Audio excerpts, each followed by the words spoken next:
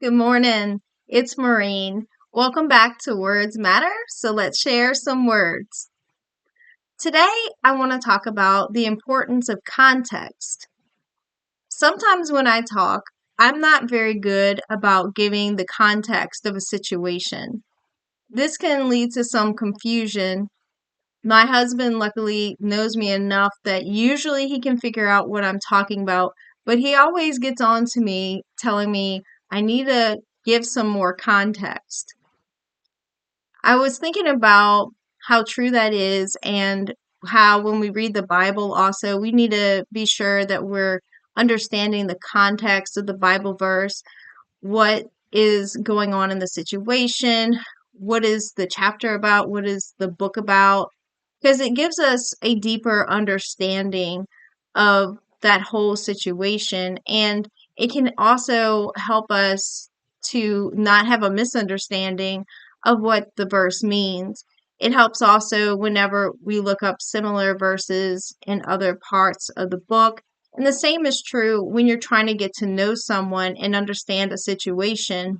If they're talking to you about a certain thing, if they talk to you about like love or something and they tell you about their opinions about love, if you talk to them about their feelings regarding love in a different situation, it gives you a deeper understanding of that person and their view of the world. So it can help sometimes to ask questions to just further our understanding of where somebody's coming from. It does help when we know a person because sometimes, even when I say the wrong words, my kids or my husband will know what I'm talking about just because they know me so well. They understand the context of what I'm saying, even when I say it wrong, which is great. I was thinking about an example of how context can give you a deeper understanding of the whole situation. And the example that I came up with is just about a guy named Bill and a girl named Sally. And Bill gives Sally a hug. Okay, well, Bill gave Sally a hug. What does that hug mean? It really depends on the context. In one situation, you could have Bill and Sally as siblings, and the mom goes in the hospital, and then Bill gives Sally a hug, and it could be a comforting thing. You could have Bill and Sally in a romantic relationship, and Bill cheats on Sally, and so Sally's mad at him, and then Bill gives Sally a hug. Well, that's it, upsetting to her. It's not comforting in any single way. It's frustrating, right? Because of the context, because Bill and Sally are not on the best of terms whenever that happens.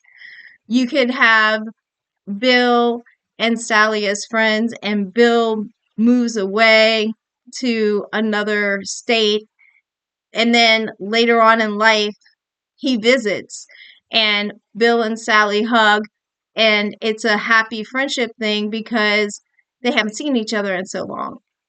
You can have the same thing happening. Bill giving Sally a hug, but depending on what the context is, what is exactly going on in the situation, it changes the meaning of the action. The hug that Bill gave Sally, it changes the whole thing. It changes it. And the same thing is true when people are talking about something they're going through. Sometimes we think we understand, but if we don't get the whole context of that situation or really understand where that person's coming from, sometimes we can misinterpret things. So just remember to pay attention to the context when you're listening to people, and whenever you're talking to people, try to provide a little context to deepen their understanding. I hope that I provided you enough context today to understand what I'm talking about. Hope to see you next time. Thanks. Bye.